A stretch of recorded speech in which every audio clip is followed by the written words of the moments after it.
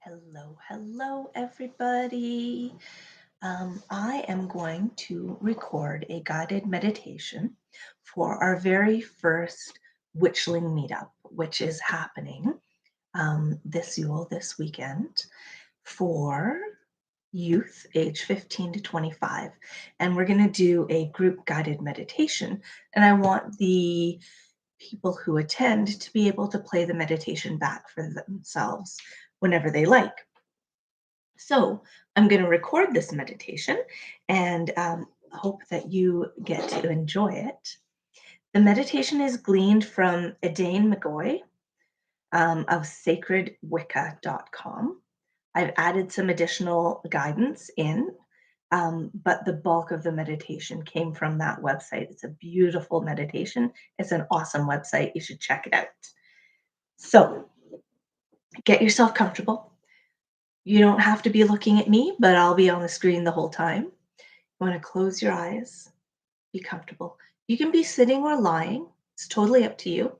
If you want to lie down, you might get more deeply into the meditative dream state to open up your third eye. If you want to sit, that's perfectly fine too. It will work just as well. It's fairly long though, so I want you to be comfortable, okay? If you tend to get cold, have a blanket handy or pillows. Just want to be able to be comfortable for a fairly long meditation. All right. So just begin by calming your mind and your body. First, calm your mind. Focus on your breath. Feel it flowing in and out of your lungs. Feel the breath from your nose on your upper lip.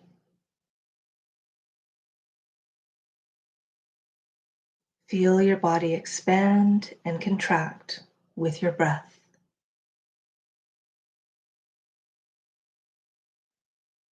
And as we're calming ourselves down, I want you to take this moment to set an intention or bring a question that you've been seeking answers to your mind's focus. Tell the universe what you want to gain from this meditation. Remember, it's a Yule meditation. Yule is about going deep inside, going into the darkness, understanding ourselves, um, getting greater, deeper insights into situations. So just take a moment to think about that and to open your mind to what you're hoping for.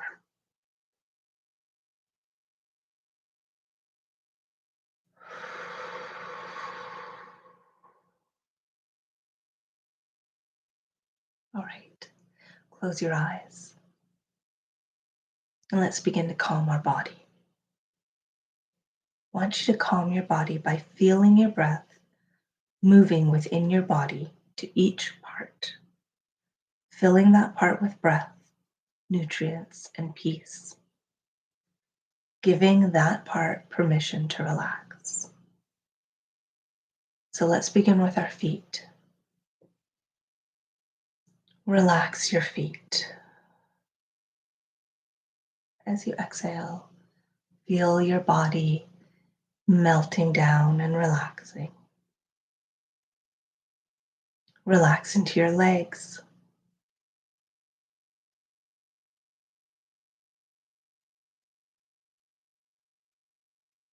Relax into your hips and pelvis.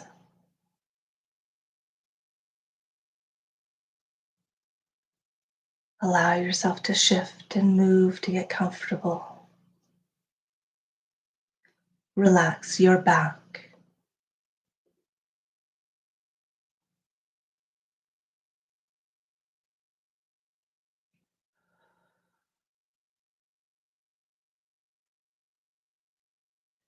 Every time you breathe out, your body settles more deeply into the surface below it, becomes more supported and more relaxed. Now relax into your abdomen. Feel your belly rising with the breath.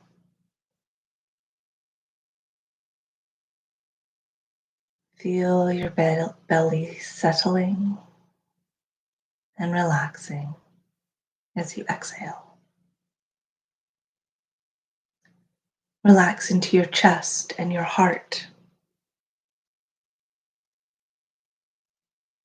Relax your shoulders.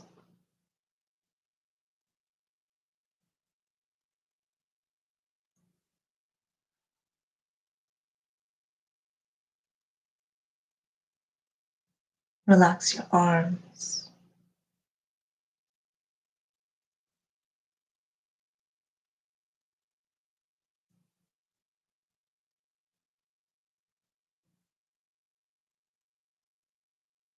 Relax your hands.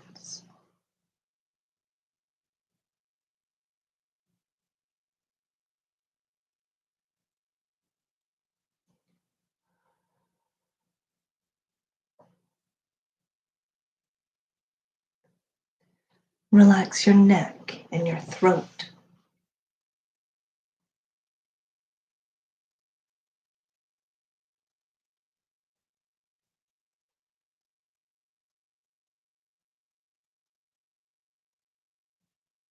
Relax your face. All the muscles in your jaw, your eyes and your eyebrows, your forehead, your lips, chin, your ears.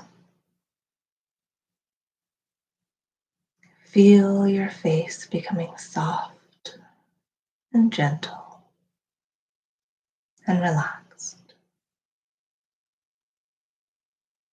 Now relax your head and your scalp.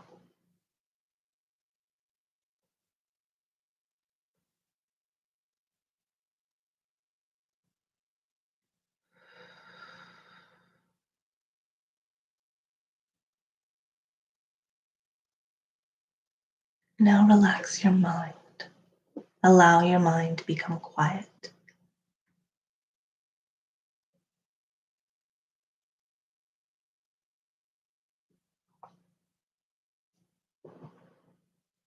Bring your attention to that deep place in your consciousness that allows your mind to open to creativity, to visions, open to imagination. And now begin to imagine. It's Yule Eve. We find ourselves drawn to a winter windswept valley. The once verdant trees stand bare and black against the blue-gray sky.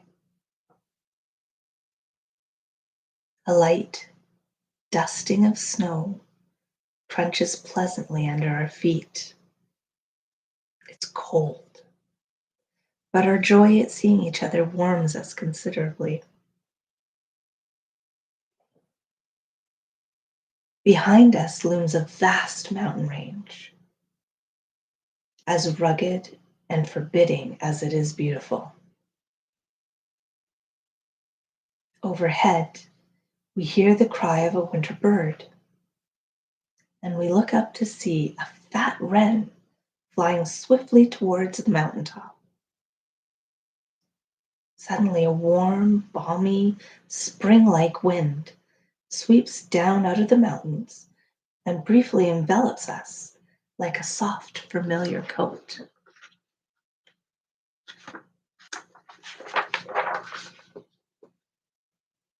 We turn to look up from the welcoming wind where it blew from, and we see a spectacular silver crescent moon rising above the jagged peaks. It rests on its bottom as if it's floating on an astral sea. Its peaks point straight into the darkening sky like the horns of a mighty bull. We gasp. It's awesome. It rises slowly, pulsating with a light that seems to come deep from within the moon itself. The silver crescent seems to stop directly over the largest and darkest of the mountain peaks, and it throbs gently, as if it is a sentient being answering an ageless question. It is night now, the longest one of the year, and the stars twinkle brightly in the dark sky, a fitting altar for the exquisite moon. We all notice that the temperature has dropped considerably, and we start to shiver and look around futilely for a source of much needed warmth. The only warmth seems to be radiating from the crescent moon, which almost seems to be beckoning us forward.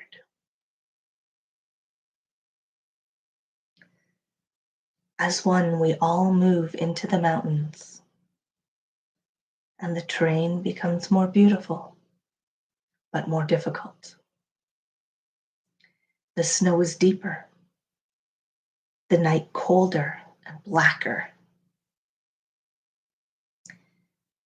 It's hard and even frustrating to navigate through the craggy twists and turns, but whenever we grow discouraged, a thin shimmer of silver light from above bathes the path before us in a soothing glow and leads us onward. We begin to ascend the side of the rugged mountain face, a steep and even treacherous climb. Being courageous and determined as we are, we push forward, chasing the moon as did our pagan ancestors many centuries ago. And as we make our way up, someone begins singing an ancient pagan carol. We aren't yet able to determine where the words and music are coming from. But as if all of one mind, we sing the song together.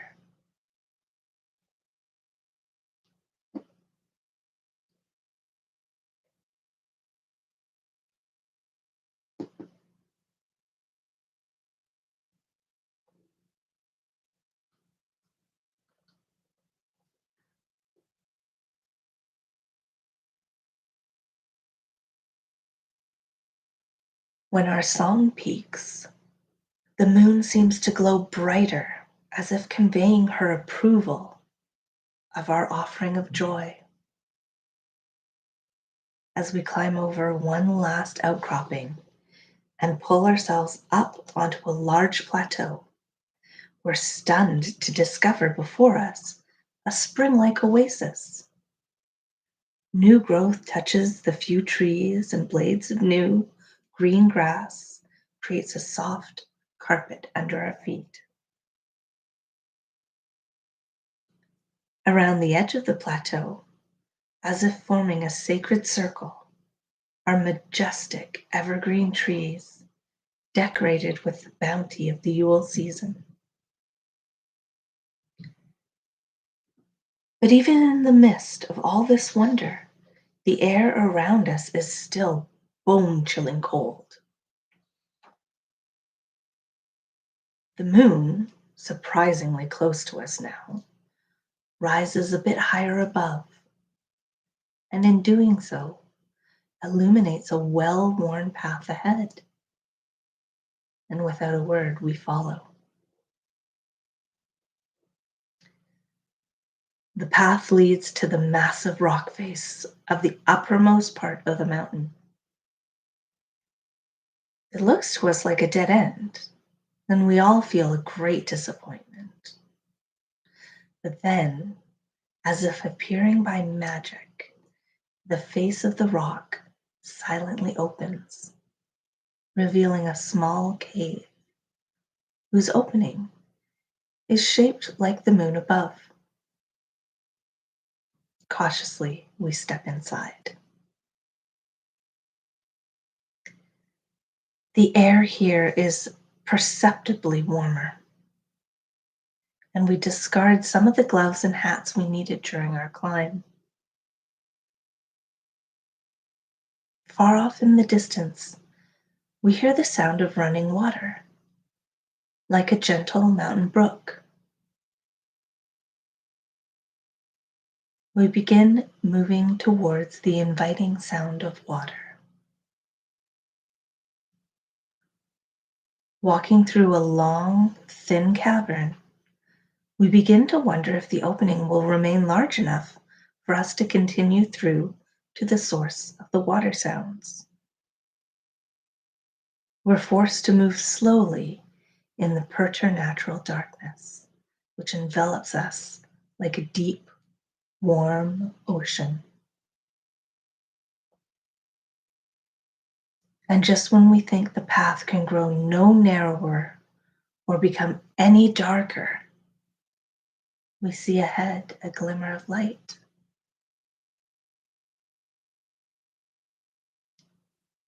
We begin to move more rapidly now through the narrow cavern towards the light, thankful that the pervasive darkness is finally broken. One by one, we step out into a large, round cave room. The walls are black like obsidian and smooth like the inside of an egg. No usual cave fixtures are present.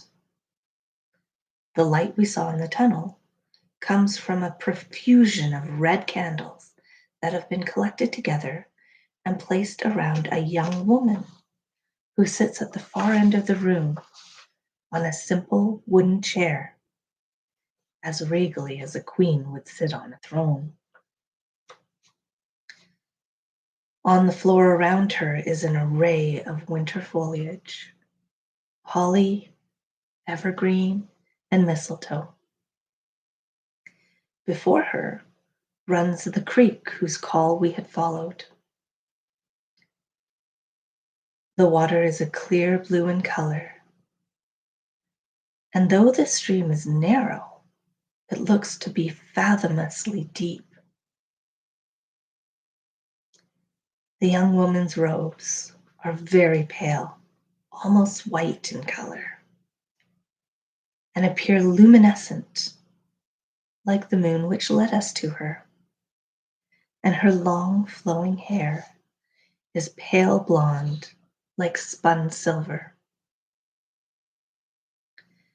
And around her head is a band of white. In the center of her forehead is an ancient symbol of the moon, a circle with one crescent on each side pointing outward. They too are of silver, and their phosphorescent glow is radiating warmth and peace. Near her side sits a spinning wheel unlike any we've ever seen before. It's made of a substance we cannot identify, and the wheel on it spins continuously of its own accord in a clockwise motion, untouched by any hands that we can see.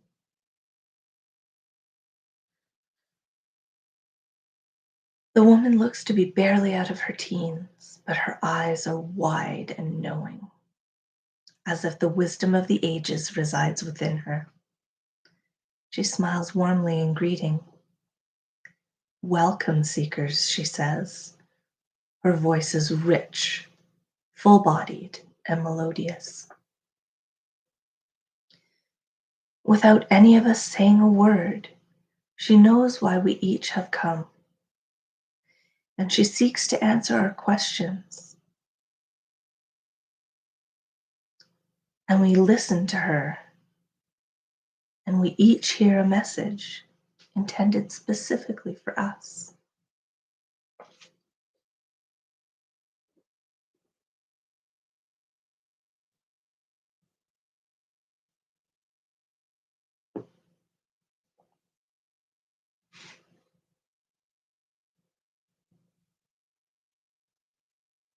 And when the woman finishes speaking, we realize that we are in the presence of the Virgin Goddess.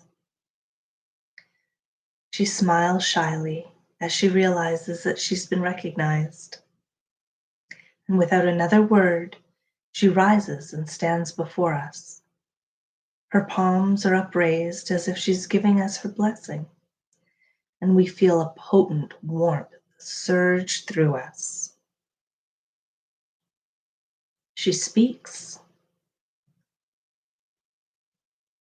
Tonight is Yule, a night on which the eternal turning of my wheel of the year is acknowledged. From my past comes my future, and from my future, the past. From age, I am young again. From mourning comes my joy. So it must always be, all things turning, returning, coming to and from and back again in a never-ending cycle.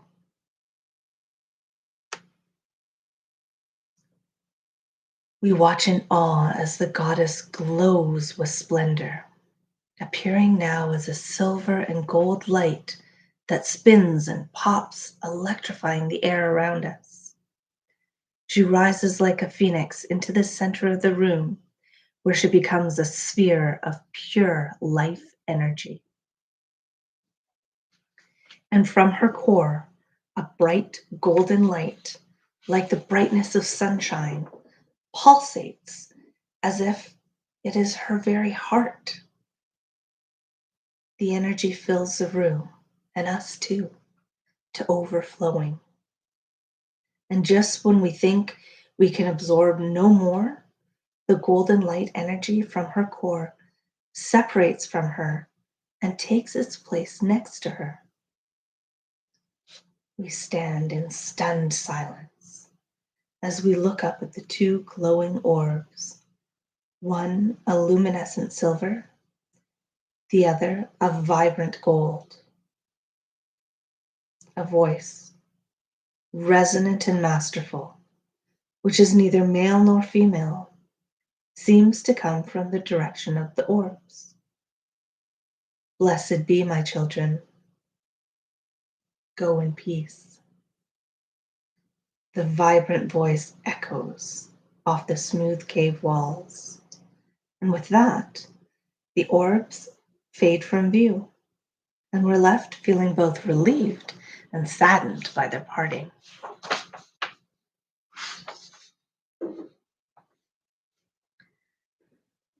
We each entertain our own private thoughts about the miraculous events we just witnessed, and we make our way silently back out of the cave.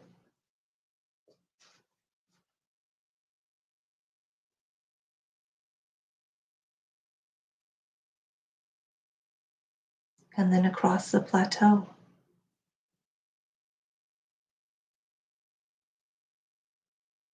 And then back down the rugged mountain face. The descent seems somehow easier, and we notice that the air is warmer. When we reach the bottom of the mountain, we see that the moon is gone, and in its place, the bright sunlight of a new day.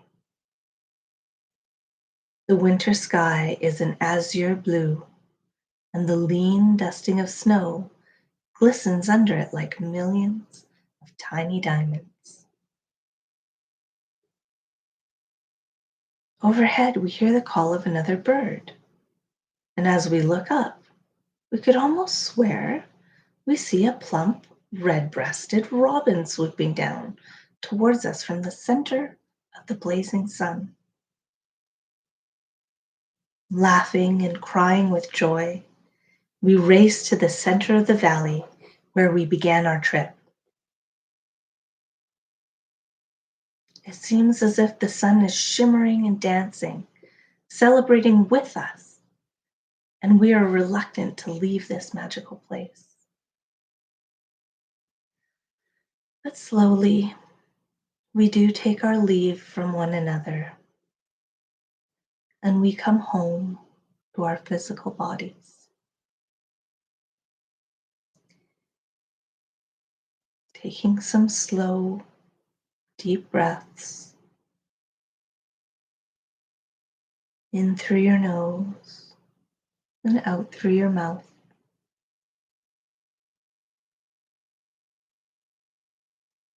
Feel the breath flow to your hips, your feet, your heart, and your hands.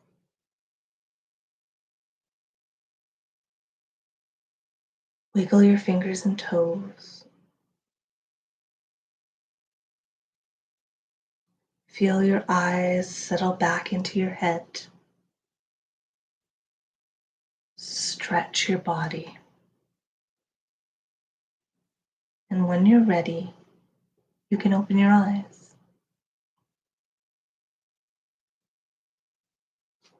Now's a good time for you to journal. Journal about the music, the carol that you sang, that you heard. Journal about the journey up the mountain, across the plateau, into the cave. Journal about the message that you received. Remember, these things may be very abstract or quite clear. That's okay.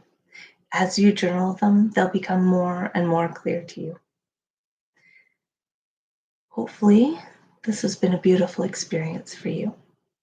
I look forward to offering a few more meditations, and we will see some of you at the Witchling Meetup.